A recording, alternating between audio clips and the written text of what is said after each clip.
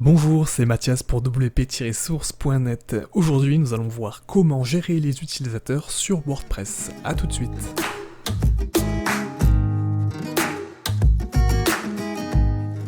Alors, si vous êtes la seule personne qui gère votre site WordPress, vous n'avez probablement jamais vraiment réfléchi au rôle utilisateur qu'il est possible de mettre en place sur votre site. Cependant, si vous devez donner un jour à d'autres personnes l'accès à votre site, il va falloir réfléchir à quel rôle utilisateur vous allez donner à cette personne. Puisqu'en effet, les différents rôles qui existent vont définir le périmètre d'action possible de cet utilisateur. Par exemple, évitez de donner des droits d'administrateur à quelqu'un avec qui vous vous engueulez tout le temps, puisqu'il aura le droit de supprimer votre compte utilisateur, votre compte administrateur aussi. De la même façon, évitez de donner un rôle trop important à un stagiaire qui viendrait travailler un petit peu avec vous sur votre site internet, puisqu'il aurait par exemple accès au code ou à la configuration de plugins, de choses comme ceci qui pourraient mettre en péril votre site internet. Donc faites très attention et nous allons voir les différents rôles et comment les créer sur WordPress tout de suite. Pour ajouter un nouvel utilisateur à votre site WordPress, il va falloir tout d'abord se rendre sur la partie back-office de votre site WordPress. Donc sur la page d'accueil ici, il suffit de vous rendre ensuite dans Utilisateur, vous pouvez passer la souris dessus et cliquer sur Ajouter.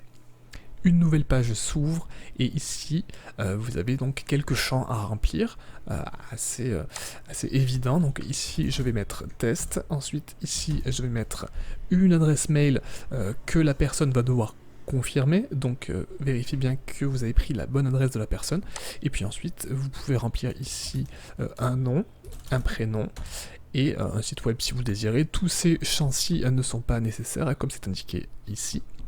Et ensuite, un mot de passe. Alors, il y a un mot de passe qui est créé d'origine, vous pouvez le modifier et mettre celui que vous voulez. La personne à qui vous allez envoyer ce formulaire aura la possibilité, bien sûr, de changer son mot de passe, et vous n'aurez plus la possibilité, normalement, de toucher à ce mot de passe. Et pensez à garder cette case cochée si vous souhaitez envoyer le message à la personne. Donc si c'est un compte pour vous ou à une personne qui est à côté de vous, par exemple, vous n'êtes pas obligé de cocher cette case, mais dans tous les cas, sinon, gardez-la cochée. Et enfin, vous devez choisir le rôle de la personne. Alors, ici, il y a 7 rôles possibles.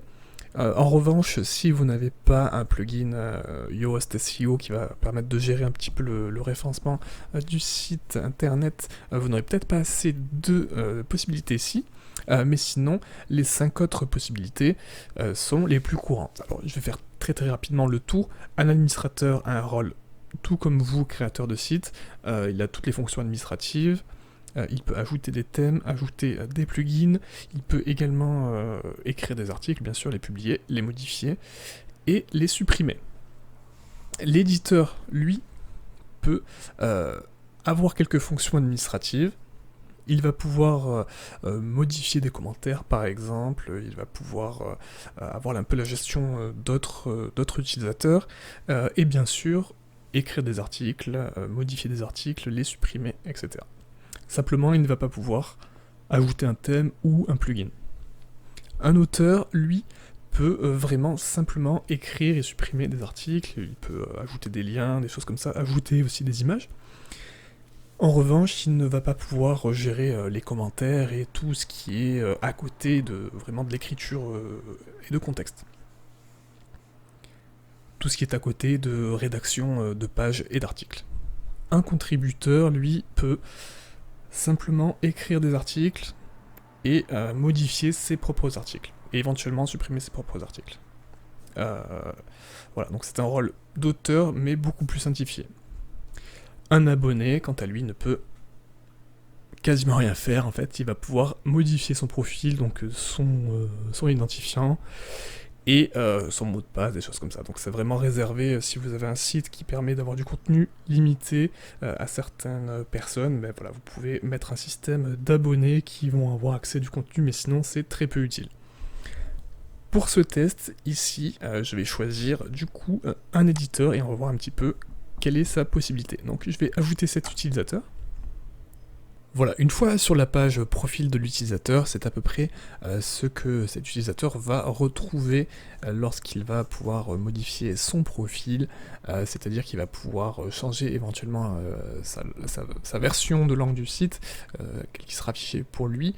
Il n'aura pas la possibilité, bien sûr, s'il est un éditeur, de changer son propre rôle, mais par contre, il va pouvoir changer son nom, son prénom, son pseudonyme, et surtout, quel nom va être affiché ici. Donc s'il choisit un pseudonyme différent, un nom, un prénom, des choses comme ça. Donc voilà. Et ensuite, lorsque l'on est connecté sur son propre compte, bien sûr, on a la possibilité de générer un nouveau mot de passe et de modifier celui-ci si on est sur son compte. Voilà, c'est fini pour ce petit tutoriel sur comment créer et gérer les utilisateurs sur WordPress. Merci de m'avoir suivi, je vous dis à très bientôt. Au revoir.